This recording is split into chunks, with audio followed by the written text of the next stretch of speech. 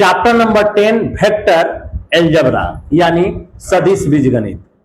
कल के क्लास में हम लोगों ने अध्ययन किया बाबू कि वेक्टर क्या है, सदिश क्या है, जिसमें मैग्नीट्यूड और डायरेक्शन दोनों हो जाए वही आपका वेक्टर कहलाता है, सदिश कहलाता है। कल सदिश के प्रकार पर भी हमने चर्चा किया, चाहे शून्य सदिश हो, इकाई सदिश हो, उसके बाद सहादिम सदिश हो, ऐसे तमाम पहलुओं पर हमने विचार विमर्श करते हुए एक्सरसाइज 10.1 के सवाल को हमने सॉल्व कर दिया।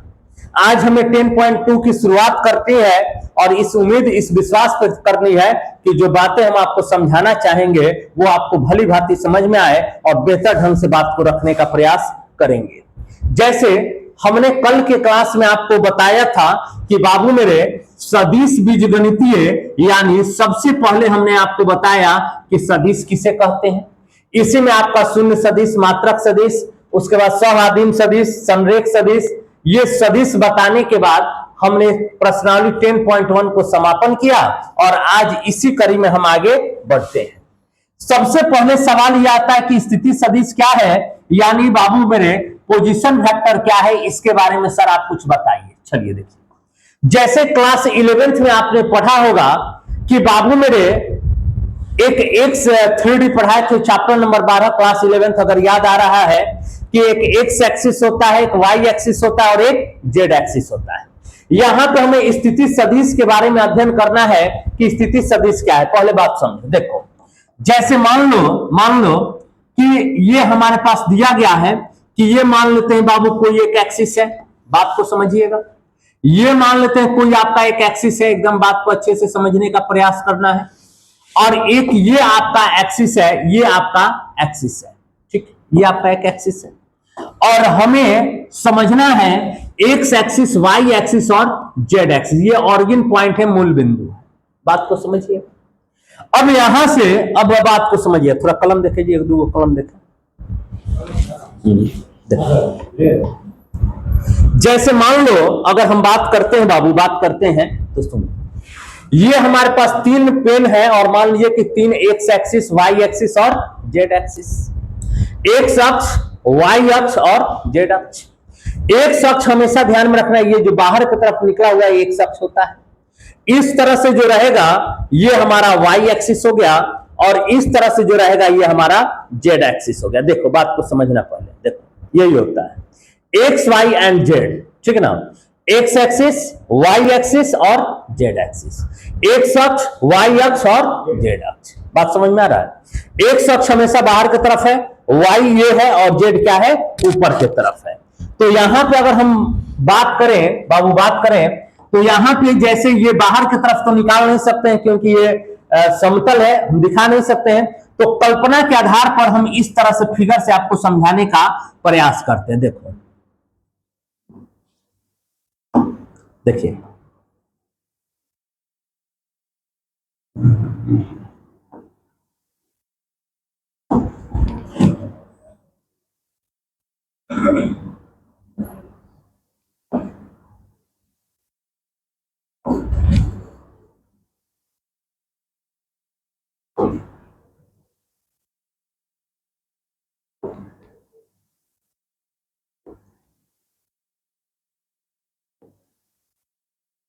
देखो अब इस फिगर में हो सकता है थोड़ा सा छोटा बड़ा हुआ हो, लेकिन आप ये ध्यान डालिएगा तो आपको लगेगा कि ये जो लाइन है ये बाहर की तरफ निकला हुआ है, लग रहा है, ऐसा प्रतीत हो रहा है। तो यही हमारा क्या कहलाता है बाबू, यही हमारा एक्स एक्सिस कहलाता है, ये हमारा वाई एक्सिस है और ये हमारा जेड एक्सिस है। बोलो समझ में आया कि नहीं आया कि बाबू मेरे अगर स्थिति सदिश हमें पता करना है तो ये ध्यान में रखिएगा कि आपके समक्ष एक्स एक्सिस भी मिलेगा, वाई एक्सिस भी मिलेगा और जेड एक्सिस भी मिलेगा। नजर आ रहा है ना कि एक्स बाहर की तरफ निकला हुआ है, ऐसा प्रतीत हो रहा है ना।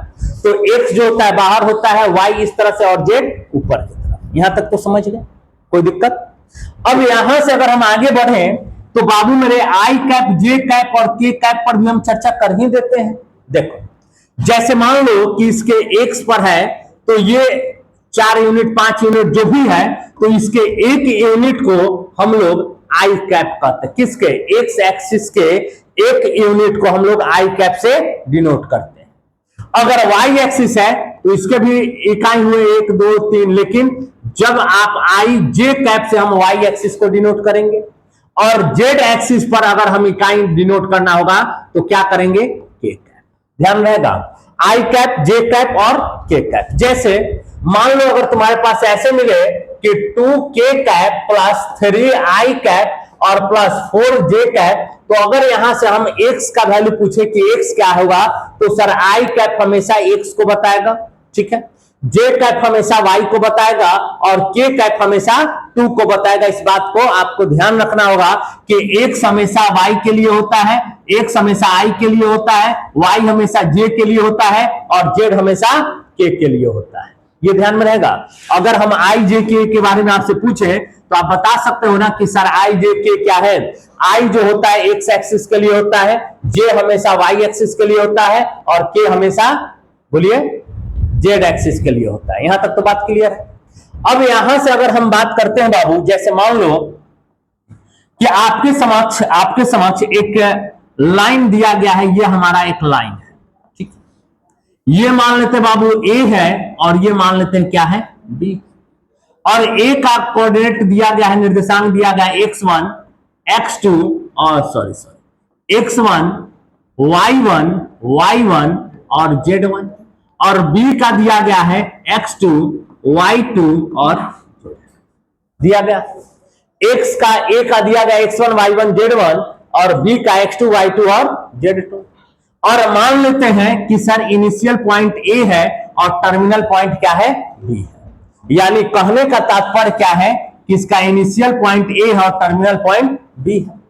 अब यहां से अगर ए बी वेक्टर निकालने के लिए आपसे पूछ दे कि बताइए ना कि ए बी वेक्टर क्या है, ए बी वेक्टर क्या है, तो आप डिस्टेंस वाला जो फॉर्मूला जानते हैं उसी फॉर्मूला का प्रयोग कर लेना है। क्या बाबू कि sir x2 minus x1 i cap plus में y2 minus y1 j cap और प्लस में z2 minus z1 k cap. ये आप ध्यान में रखिएगा, यदि दो बिंदु से गुजरती हुई रेखा का सदिश पूछे तो x2 minus x1 i cap plus y2 minus y1 j cap plus z2 minus z1 k cap. जैसे अगर इस कड़ी में हम बात करें, इस फिगर पे बात करें तो हम क्या कर सकते हैं, सुनो पहले बात अच्छे से देखो।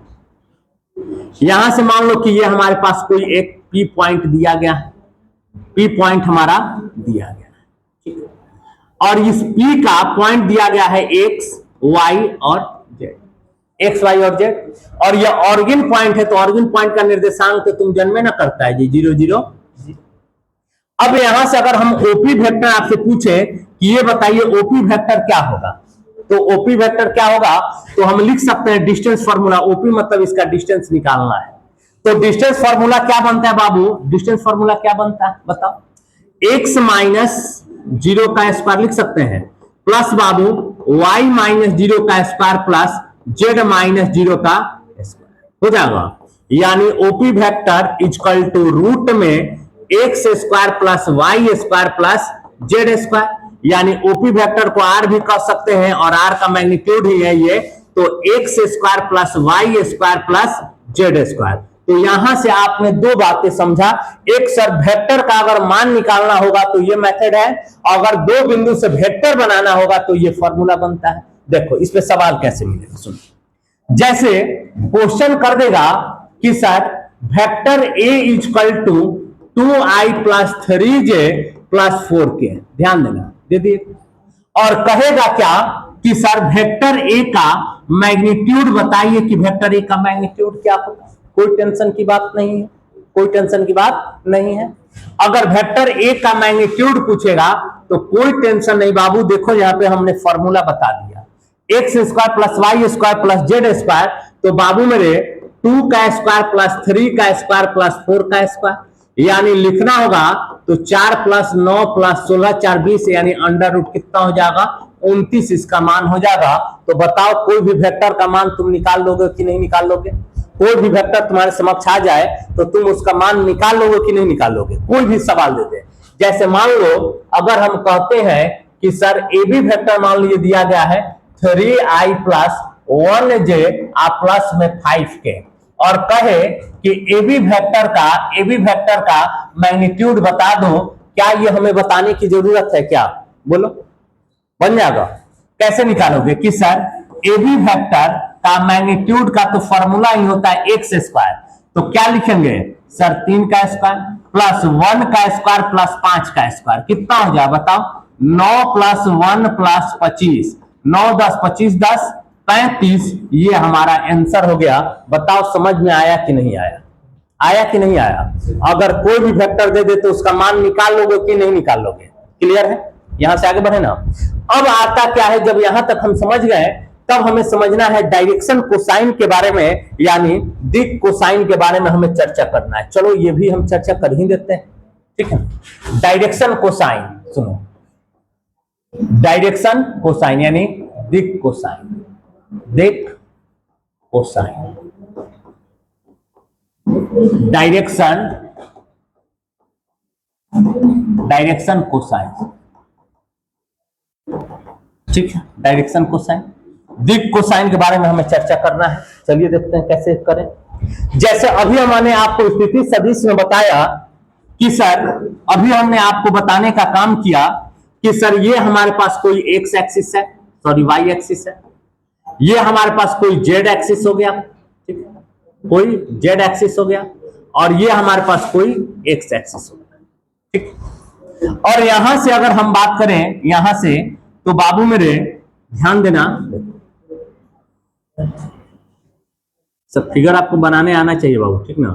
फिर क्या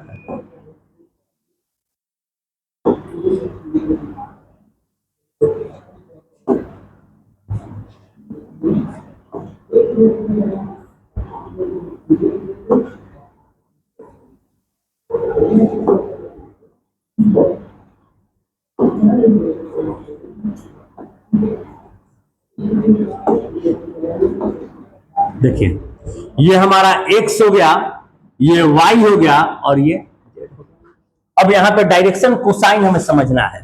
कोसाइन का मतलब ही होता है अल्फा बीटा थीटा, यानी कहीं ना कहीं त्रिभुजों का समावेश हो रहा है। देखो डायरेक्शन कोसाइन क्या होता है, ये बात को पहले ध्यान दीजिएगा, एकदम बेहतर ढंग से बात को समझिए। देखिए ये ऑरिजिन पॉइंट है, तो हम इसको O मान लेते हैं, और इसका निर्देशांक क्या होता है 0 0, कोई दिक्कत?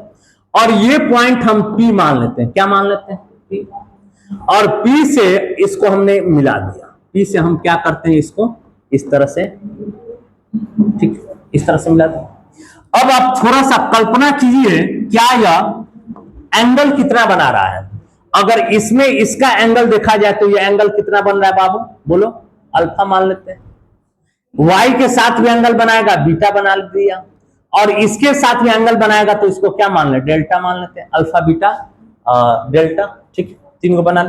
अब बात को समझिए, देखो ये कैसे समझ में, अगर लिखना हो तो हम डायरेक्ट लिख सकते हैं, लेकिन समझा देना आपको। देखो ये हमारे पास एक्स एक्सिस है इस तरह से, ये वाई हो गया, और ये बाबू जेड हो गया। बात को समझिएगा, वाई जेड हो गया ना, सुन हो गया इस तरह से हो गया। और एक रेखा P है जो ऑरिजिन पॉइंट से ऐसे है, देखो P यही है, दिया गया ना। अब थोड़ा सा आप ध्यान दीजिएगा, P इस तरह से बना हुआ है। अगर एक्स एक्सिस साथ इसका एंगल देखे तो कुछ इस तरह का नजर आ रहा है, आ रहा है कुछ नजर। अगर ऐसे देखिएगा तो ऐसे नहीं पता चल रहा है, लेकिन इसको अगर फिगर को घुमा दिएगा तो इस तरह से, y के साथ देखा जाए तो इस तरह से बनाएगा, और z के साथ भी उसी तरह से बनाएगा। तो ऐसी स्थिति में हम करते क्या है, सुनो, अगर इसको केवल x वाले को निकालते हैं तो देखो बात को समझना, ये हमारा x जो बाहर की तरफ निकला हुआ है, ठीक है, एक एंगल यहां से ये इस तरह से निकला हुआ है, बाहर की तरफ भी ये भी है, बाहर की तरफ, ठीक है, बाहर की तरफ ही, और इसको हम ऐसे मिला दें, इसको ऐसे मिला दें, तो निश्चित तौर पे आप देखोगे कि सर यहाँ पे ये 90 डिग्री बना देगा कि नहीं बना देगा। और यहाँ पे जो ये एंगल बनाया है, ये एंगल अल्फा, ठीक है, अल्फा है। इस लंबाई ये एक्स एक्सिस है तो इसको एक्स ही कह देते हैं। ये पॉइंट P यहाँ पे है, तो P का हम क्या निर्देशांक लिए हैं?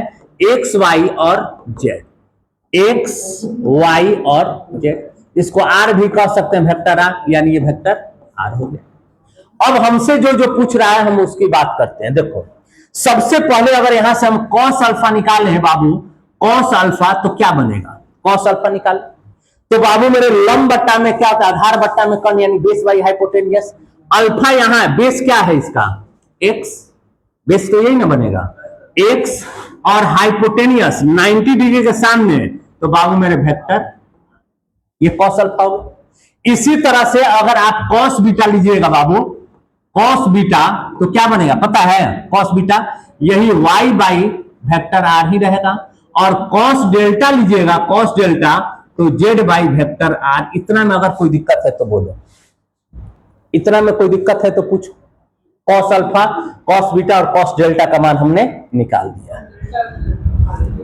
कॉस डेल्टा देखो जेड एक्सिस के साथ, देखो एक्स एक्सिस के साथ बनाए तो एक्स बाई आर हुआ, अगर वाई एक्सिस के साथ बनाएंगे तो y by r, z axis के साथ बनाएंगे तो क्या बनेगा, जेड बाई आर। कोई दिक्कत, ठीक है, ये तीनों बना दिए।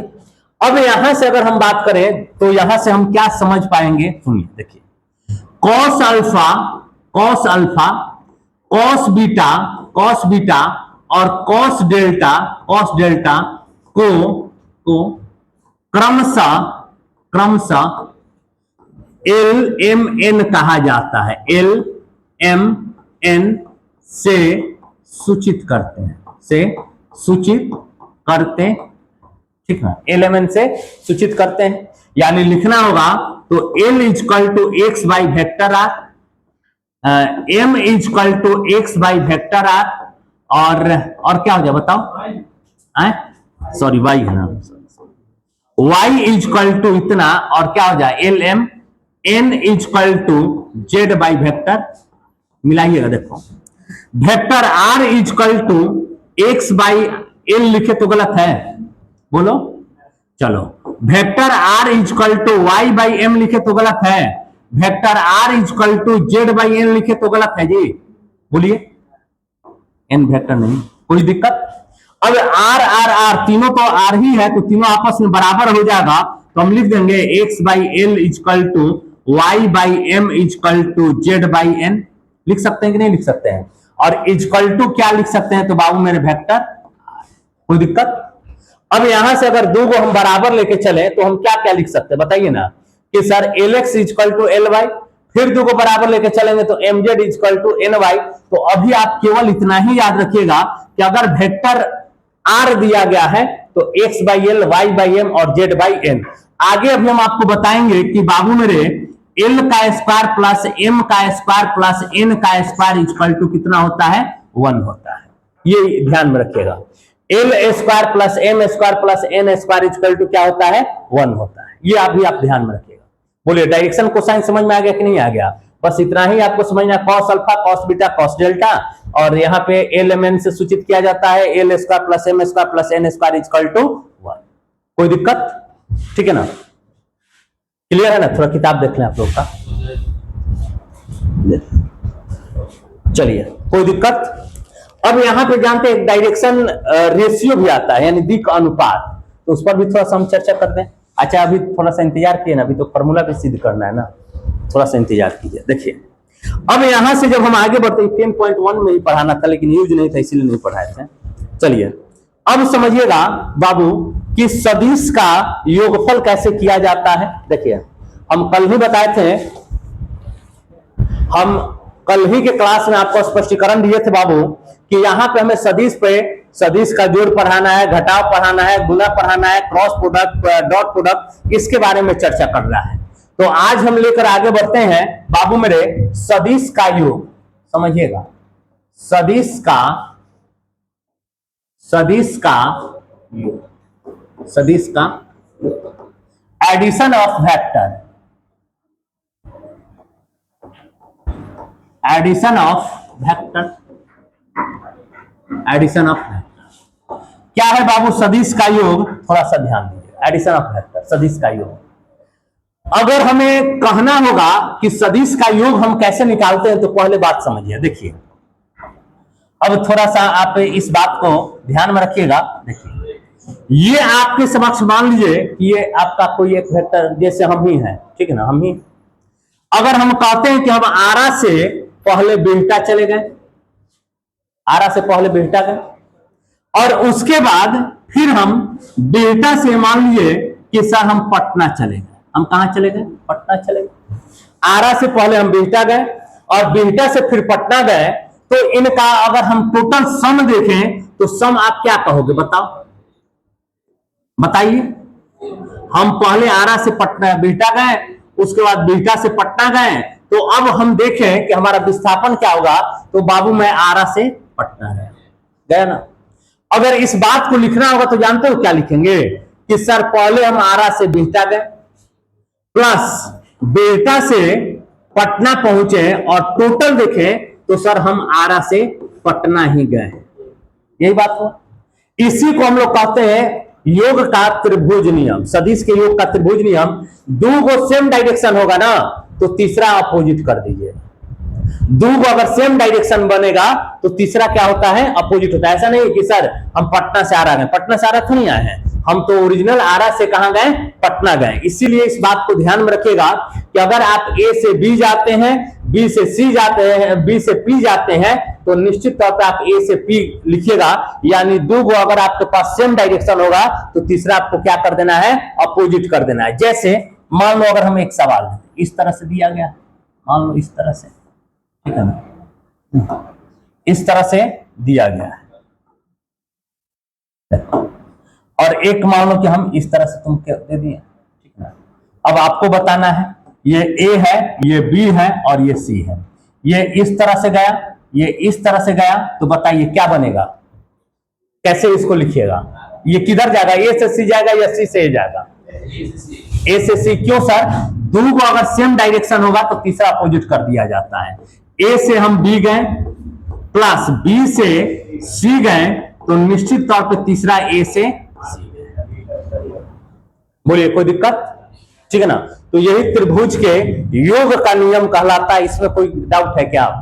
बोलिए। लेकिन सवाल इतना ऐसे तो नहीं देगा, सवाल भी तो देना चाहिए ना, ठीक है। सवाल कैसे देगा? सुनो, जैसे अगर मान लीजिए दो तरह से सवाल होता है, तो ये समझा दिए कैसे होता है, अब समझिएगा। सेकंड टाइप क्या है? जैसे मान लो तुम्हारे पास vector A equal to x1 i cap plus y1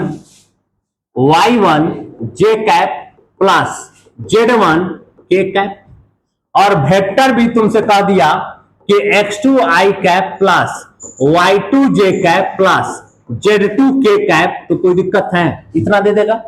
और तब तुमसे कहेगा कि vector a plus vector b equal to what? तुम कहेगा सर अभी तो आप बताएं दो को सेम डायरेक्शन होगा, तीसरा अपोजिट होगा। ये तो सवाल अलग है, ये तो सवाल क्या है? अलग है। तो इसको सॉल्व करने के लिए आप कैसे निकालिएगा पता है कि बाबू मेरे vector a plus vector b equal to vector a plus vector b equal to, ठीक ना। देखिए क्या लिखेंगे बाबू कि x1 plus x2 i cap plus y1 plus y2 j cap plus बाबू z1 plus z2 k cap. एकदम simple तरीका से आप इसको ध्यान में रखिएगा। अगर आपके समक्ष दो वेक्टर देता है तो i कैप वाला साथ में जुड़ेगा, j के साथ जुड़ेगा और k के साथ जुड़ेगा। एग्जाम्पल के तौर पे अगर हम तुमसे पूछें कि vector a equal to 9i plus 6j और प्लस में 14k दे दिया गया है, और वेक्टर भी कह रहा है ना कि i प्लस j और प्लस में 2k दे दिया, और तब पूछेगा कि vector a plus vector b बताइए क्या होगा, तो टेंशन तो लेना नहीं है। 9i और 1 10i plus 6 1 7j plus 14 2 16k। अगर इतना में कोई दिक्कत है तो बोलो। हमने आपको डायरेक्शन को साइन बता दिया, उसके बाद हमने आपको यहाँ पे क्या क्या बता दिया, स्थिति सदिश बताएं, आई जे के कैप के बारे में बताएं, डायरेक्शन कोसाइन बताएं और सम ऑफ एडिशन ऑफ वेक्टर बताएं। अगर इतना में कोई दिक्कत है तो तुम पूछ सकता है कि हाँ सर यहाँ पे दिक्कत है, थोड़ा समझाने का प्रयास कीजिए, तो निश्चित तौर पे हम आपको समझाने का बात करेंगे। बोलिए कोई दिक्कत? ठीक है। अब आते हैं क्या बाबू, एक अदिश से सदिश का गुणन। कल भी हम इस बात को बताए थे, एक बार पुनः बता दें क्योंकि जरूरत है, ठीक है। या योग का गुणधर्म ही बता देते हैं। सुनो, योग का गुणधर्म, योग का गुणधर्म यानी प्रॉपर्टीज ऑफ एडिशन। सुना है प्रॉपर्टी ऑफ एडिशन। क्या है योग का गुणधर्म, ये ध्यान में रखिएगा, ये ध्यान में रखिएगा। क्या पहला बाबू कि बाबू मेरे क्रम विनिमय नियम, क्रम विनिमय नियम, इंग्लिश में कहते हैं कम्यूटेटिव लॉ।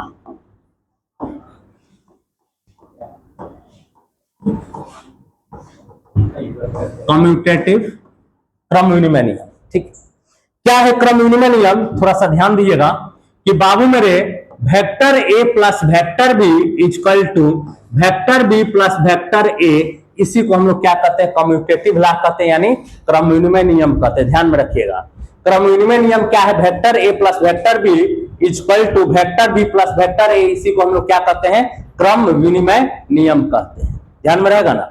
चलिए दूसरा क्या है, दूसरा साहचर्य नियम, साहचर्य नियम, साहचर्य नियम। ये क्या होता है बाबू, तो vector a plus vector b और प्लस में vector c equal to vector a plus vector b plus vector c, इसी को हम लोग साहचर्य नियम के नाम से जानते हैं। यानी ये दोनों बातें आप ध्यान रखिएगा, vector a plus vector b जोड़ दें या vector b plus vector a जोड़ दें, मान में कोई परिवर्तन नहीं होता है। Vector a plus vector b जोड़कर वेक्टर सी जोड़ दें और vector b plus vector c जोड़ने के बाद वेक्टर ए जोड़ दें, तो इससे मान में कोई परिवर्तन नहीं होता है। क्लियर है।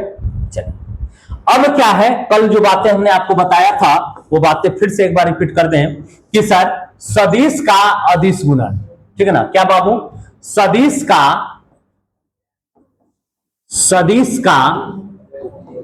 अदिश गुणन, अदिश, देखो है बाबू सुनो, कल ने बताए थे, एक बार पुनः रिपीट कर दें। जैसे मान लो आपके समक्ष एक ये वेक्टर दिया गया है, जैसे मान लो ये वेक्टर दिया गया है, क्या वेक्टर ए ही मान लेते हैं, ठीक ना, ये ए है और ये बी है, इस तरह से जा रहा है। अगर हमने कल बताया था कि यदि अदिश से गुना करने का मतलब क्या होता है कि सर इसका जो मैग्नीट्यूड है, इसका जो परिमाण है वो क्या हो जाएगा, डबल हो जाएगा। हो जाएगा कि नहीं हो जाएगा, कल बताएं कि नहीं बताएं, बताओ, बताएं कि नहीं बताए हैं, ठीक है, कि सर डायरेक्ट क्या होगा, परिमाण जो होगा दुगना हो जाता है। ये तो एक बात कल बताए थे, लेकिन सवाल आपसे इस तरह से पूछता है, जानते हो क्या, कि वेक्टर ए इक्वल टू, मान लो हम कह दिए कि सर एक्स आई प्लस वाई जे और प्लस जेड के दे दिए, और आपसे कह रहा है कि सर 5 वेक्टर ए का मान बताइए, 5 वेक्टर ए का मान बताइए। तो इसका मतलब क्या है, 5 वेक्टर ए का मतलब 5 से गुना, यानी 5 xi plus 5 yj cap plus 5 zk cap, बस यही होता है और कुछ नहीं। एग्जाम्पल में अगर हम देखें, एग्जाम्पल में तो vector A equal to 3i plus 4j plus 5k, और मान लो हम कहते हैं कि 3 वेक्टर ए निकाल दीजिए, निकल जाएगा कि नहीं निकल जाएगा, सब में 3 से मल्टीप्लाई, यानी 3 वेक्टर ए इक्वल टू 3 3 जा 9 9 4 3 जा 12 जा 5 3 जा 15 के कैप, ये हमारा आंसर हो। बताओ समझ में आया कि नहीं आया। यानी अदिश से गुना का मतलब समझ गए, परिमाण बदलता है, अगर निगेटिव से गुना हो तो कल बता दिए थे कि डायरेक्शन बदलता है, और इस तरह से सवाल देगा तो हम ऐसे भी हल कर सकते हैं। ठीक है, आज के क्लास में यहां तक हम रहने देते हैं। कल के क्लास में हम सदिश के घटक बताएंगे और उसके बाद हम आपका एक समान सदिश बताकर और 2 बिंदुओं को मिलाने वाला सदिश पे चर्चा करते हुए हम ये चैप्टर को जो है आपका समापन कर देंगे। ठीक है ना, हम आपका ये चैप्टर जो है समापन कर देंगे। ठीक है ना, इस सप्ताह में आपका बेहतर उम्मीद है कि